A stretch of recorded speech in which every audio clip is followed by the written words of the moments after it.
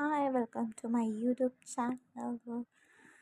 ನಮ್ಮ ಮನೆಯವರು ಇವತ್ತು ತಿನ್ನೋಕೇನಾದರೂ ಸಂಜೆ ಹೊತ್ತು ಸ್ನ್ಯಾಕ್ಸ್ ಮಾಡು ಅಂತಂದರೆ ನಾನು ಯೋಚನೆ ಮಾಡಿ ಏನು ಮಾಡೋದು ಅಂತ ಗೋಬಿ 65 ಮಾಡಿದೆ. ಒಂದು ಪಾತ್ರೆಯಲ್ಲಿ ನೀರು ತೊಗೊಂಡ್ಬಿಟ್ಟು ಅದಕ್ಕೆ ಸಾಲ್ಟ್ ಹಾಕಿ ಚೆನ್ನಾಗಿ ಕುದ್ದಾದಮೇಲೆ ಇವೆಲ್ಲ ಕಟ್ ಮಾಡಿರೋಂಥ ಗೋಬಿಯನ್ನು ಅದರಲ್ಲಿ ಹಾಕಿಬಿಟ್ಟು ಚೆನ್ನಾಗಿ 3 to 5 ಮಿನಿಟ್ಸ್ ಕುದಿಸಿ, ಆಮೇಲೆ ಒಂದು ಪಾತ್ರೆಯಲ್ಲಿ ಸೈಡಲ್ಲಿ ಇದನ್ನು ತಣ್ಣಗಾಗ್ಲಿಕ್ಕೆ ಬಿಟ್ಟು ಇದರಲ್ಲಿ ನಾವು ಗೋಬಿ 65 ಪೌಡ್ರನ್ನು ಇದಕ್ಕೆ ಸೇರಿಸ್ಬೇಕು.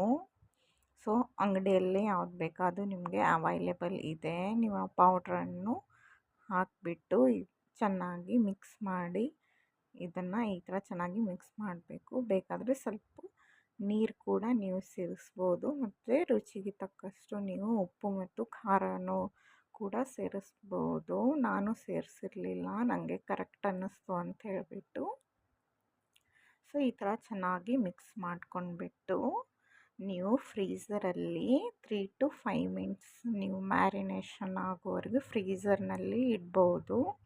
ಫ್ರೀಝರ್ನಲ್ಲಿ ಇಟ್ಟರೆ ತುಂಬ ಒಳ್ಳೆಯದು. ಸೊ ಒಂದು ಬಾಣಲೆಯಲ್ಲಿ ಎಣ್ಣೆ ಹಾಕಿಬಿಟ್ಟು ಕಾದ ನಂತರ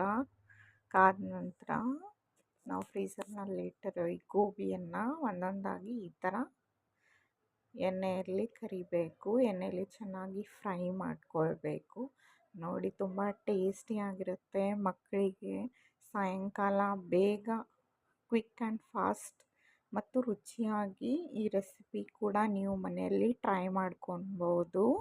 ಸೊ ಈ ರೆಸಿಪಿ ಇಷ್ಟ ಆದರೆ ಲೈಕ್ ಮಾಡಿ, ಶೇರ್ ಮಾಡಿ, ಸಬ್ಸ್ಕ್ರೈಬ್ ಮಾಡಿ ನಮ್ಮ ಚಾನಲನ್ನು, ಮತ್ತು ಬೆಲ್ ಐಕನ್ ಮೇಲೆ ನೀವು ನೋಟಿಫಿಕೇಷನ್